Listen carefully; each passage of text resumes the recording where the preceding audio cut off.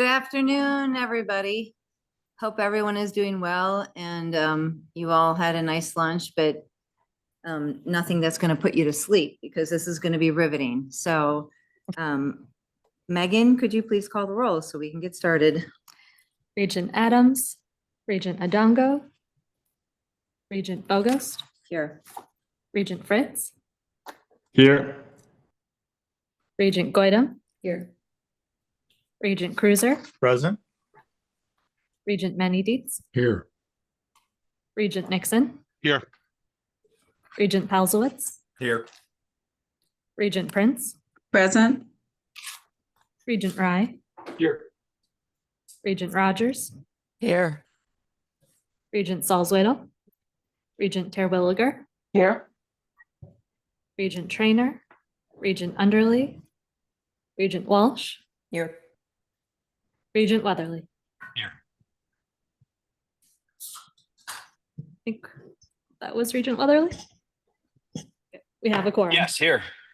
Happily. Thank you. Thank you, Megan. As we consider items on today's agenda, are there board members who wish to declare any conflicts of interest regarding today's open session agenda? Seeing none, we shall proceed. The record of the September 18th and 19th, 2025 meetings of the UW System Board of Regents have been provided.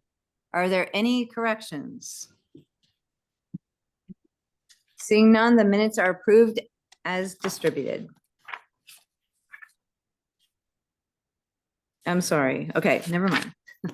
To start us off today, I believe President Rothman has an introduction. I do, and good afternoon, everyone, and thank you, Regent President Bogost. It is my pleasure today to welcome Chancellor Tom Gibson as the new and 10th Chancellor of UW-Milwaukee. He started the school year in his new role, and we had intended to make this formal introduction at our meeting last month, but Tom had the opportunity to meet Brad Smith, Chair and President of Microsoft, while Smith was in the Milwaukee area. As you know, UWM hosts within its Connected Systems Institute, the first manufacturing-focused AI co-innovation lab created and funded by Microsoft. Chancellor Gibson is, of course, no stranger to this board. He served 4.5 years as the Chancellor of UW-Stevens Point. In his tenure there, the university created new opportunities for graduate and first-year students, experienced 2 consecutive years of enrollment growth, and secured major philanthropic gifts from business and individual partners, including $10 million from Century Insurance for the new Century School of Business and Economics, the largest single gift in UWSP's history. Prior to joining UW-Stevens Point, he served as Vice President for Student Affairs and Vice Provost at Bowling Green University. Over the years, he has held numerous positions to enhance student success and promote access in higher education. And we are pleased that he is now bringing that great expertise and energy to UW-Milwaukee. We now welcome him formally to this new role and look forward to the years ahead. And with that, Chancellor, would you like to say a few words? Yes, thank you, President Rothman, and good afternoon, everyone. I am thrilled, honored, and humbled to be serving as Chancellor of UWM. I have been part of the Universities of Wisconsin for almost 5 years now. And I can tell you the knowledge of the UWs that I gained through my role of Chancellor at UW-Stevens Point has certainly aided the transition at Milwaukee. I'm excited to apply my experience on a much broader scale at UWM. So far, I have been meeting with alumni, friends, community leaders, donors, business partners, elected officials, faculty, and staff, and perhaps most importantly, students. Every day I hear more great things about UWM and how we are fulfilling our 3-part mission of access, research, and community engagement.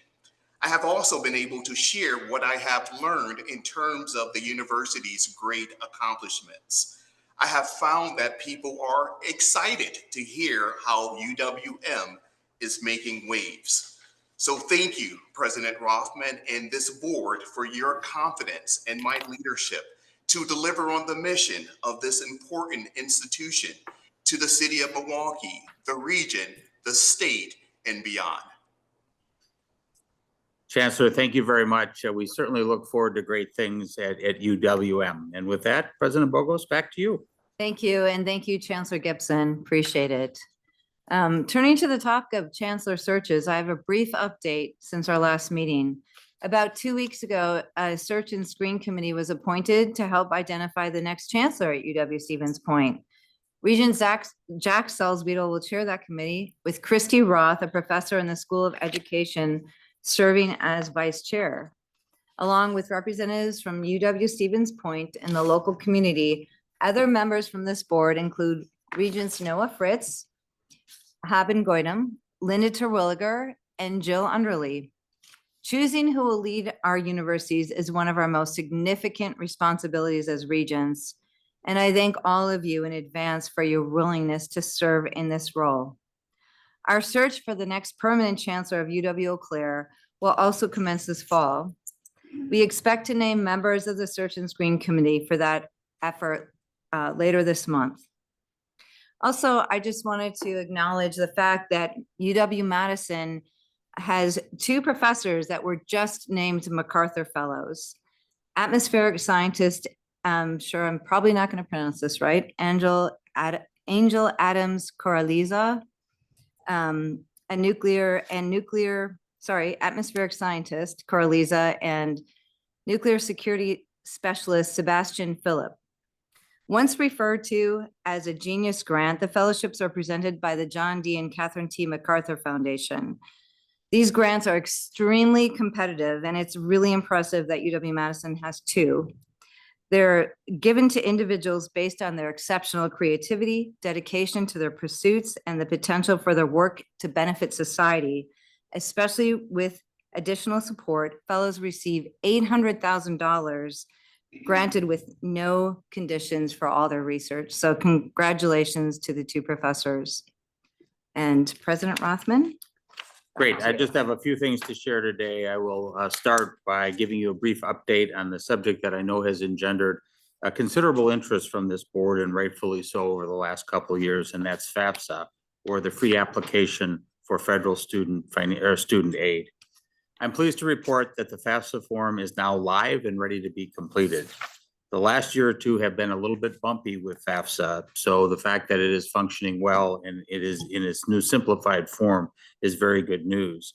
And we are actively encouraging students and parents who plan to enroll in the UWs, or any college for that matter, in the fall of 2026 to go to studentaid.gov to learn more about how to access federal financial aid. Our strategic plan, which we reported on at the last board meeting, includes a commitment to increase access. We know that financial assistance is critical to helping some students make that big decision to participate in higher education. Since last week, I've had the opportunity to travel to La Crosse, Eau Claire, Waunakee, and Green Bay to promote FAFSA completion. I was joined by our K-12 educational partners from those regions at all of these visits, and can share with you that their enthusiasm to help high school students find a pathway to success is truly inspiring. And FAFSA completion is a great first step in helping unlock educational opportunities. Overall, about 109,000 students in the universities of Wisconsin receive some form of financial aid, and about 74,000 receive federal aid. Nearly 32,000 low and moderate income students across Wisconsin receive Pell Grants. So this is very important to allowing and creating access and affordability for our students across the state. That leads me to my next topic, which is the federal government shutdown. Today, together with our universities, we have been preparing for the possibility of a government shutdown over the past few months, and we are now in that situation. While the immediate impact to our operations is currently limited, the longer a shutdown lasts, the more we may feel its effects. Thankfully, the Department of Education indicated prior to the shutdown that there will be minimal disruptions to federal student aid in the near term. So students, again, should move forward with filling out those FAFSA forms as soon as they can. The impact to the research operations, on the other hand, at each of our universities is more acute, with stop work orders and the possibility of lengthy service interruptions. We continue to work with each of our universities, our national associations, and with our congressional delegation to advocate on behalf of our universities and to provide updates whenever we can. These are uncertain times, but I am confident that we will continue to work to ensure that students can attend our universities and contribute to the fabric of Wisconsin. And that concludes my report for today, and back to you, President Bogost. Thank you, President Rothman. I will now call upon Regent Rye to present a report from the Business and Finance Committee who met this morning. Regent Rye. Thank you, Regent President Bogost. The Business and Finance Committee acted on its agenda as follows. First, the committee approved the plan for the use of funds provided in the state budget for market-based compensation for faculty in high-demand fields of study. In addition to $2 million legislatively earmarked for UW-Madison, $25 million will be allocated to the 13 universities based on undergraduate student credit hours. High-demand fields of study are identified based on data from the Department of Workforce Development, although a university may use up to 15% of its allocation under an alternative approach if approved by UW administration. Each university will identify the individual awards and amounts with no salary increase exceeding 20% of base pay. The proposal will be submitted to the Joint Committee of Employment Relations for review. The committee then approved the framework for the distribution of additional funding changes enacted in the state budget. These include $11.25 million to be distributed based on undergraduate student credit hours, with no single university eligible to receive more than 25% of the total allocation, and $15.25 million to be distributed based on FTE student enrollment to the 11 universities with declining enrollment over the previous 10 years. These allocations will be released to the UWs upon approval of the forthcoming instructional employee workload policy by the Board of Regents and the Joint Committee of Employee Relations. In addition, an $8 million GPR reduction will be allocated based on each university's share of the GPR tuition budget, and $3.5 million provided for telemental health services will be distributed to the non-Madison universities based on student headcount. The committee then approved the collective bargaining agreements negotiated by the UW system and by UW-Madison with the Building and Construction Trades Council of South Central Wisconsin. In each agreement, the parties negotiated for a 2.95% increase effective for fiscal year 2026. These terms are consistent with the agreement between BTC and the Department of Administration. Both agreements will be submitted to the Joint Committee on Employment Relations for final approval. The committee then received the year-end budget to actuals report, which reflects the status of the UW's fiscal year 2025 budget by major area of activity in comparison to actual finance experience for that year. The report provides this information for each individual university, but in aggregate, revenues exceeded the budget by 2.5% or $198 million, due largely to additional revenue received from gifts and non-federal grants and contracts. Overall expenses were less than budget by 0.05% or $3.8 million.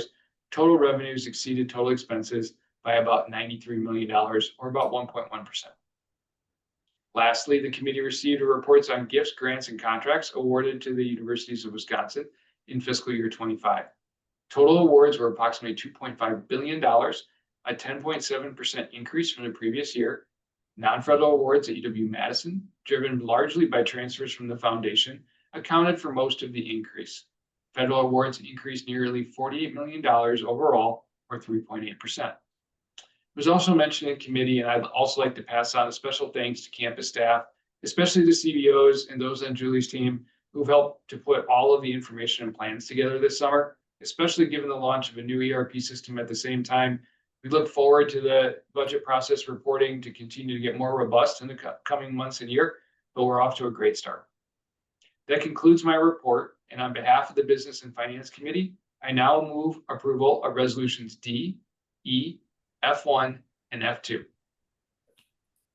Thank you. Is there a second? Second. Any discussion? No. Okay. Seeing none, all those in favor, Aye. say aye. Aye. Aye. Any opposed? Motion passes. Thank you. All right, moving right along. That concludes our open session agenda. Now it's Vice President Weatherly's turn to read us into closed session. Thank you. I move that the Board of Regents move into closed session to A, confer with legal counsel regarding potential or pending litigation as permitted by state statute 19.85, parent 1, parent G, including New York v. Trump, District of Rhode Island, Massachusetts versus NIH, District of Massachusetts, AAU versus NIH, District of Massachusetts, California versus Department of Education, District of Massachusetts, New York versus McMahon, District of Massachusetts, Colorado versus HHS, District of Rhode Island versus Trump, District of Rhode Island, Massachusetts versus HHS, District of Massachusetts, AAU versus Department of Energy, District of Massachusetts, Maryland versus Corporation for National and Community Service operating as AmeriCorps, District of Maryland, ACLS et al. Versus McDonald et al., Southern District, New York. New York versus Kennedy, District of Rhode Island, AAU versus National Science Foundation, District of Massachusetts, New York versus National Science Foundation, Southern District, New York, AAU et al. Versus Department of Defense, District of Massachusetts, New Jersey versus OMB, District of Massachusetts, and Washington et al. Versus Department of Education, Western District of Washington. B, consider a student request for review of a UW lacrosse decision as permitted by state statute 19.85, parent 1, parent A, parent F, and parent G, and C, consider personal evaluations of the system president and chancellors as permitted by state statute 19.85, parent 1, parent C. Regents, is there a second? Second. Megan, please call the roll. Regent Adams, Regent Adongo, Regent Bogus, Yes. Regent Fritz, Here. Regent Goydam, Yes. Regent Cruiser, Yes. Regent Many Deeds, Yes. Regent Nixon, Yes.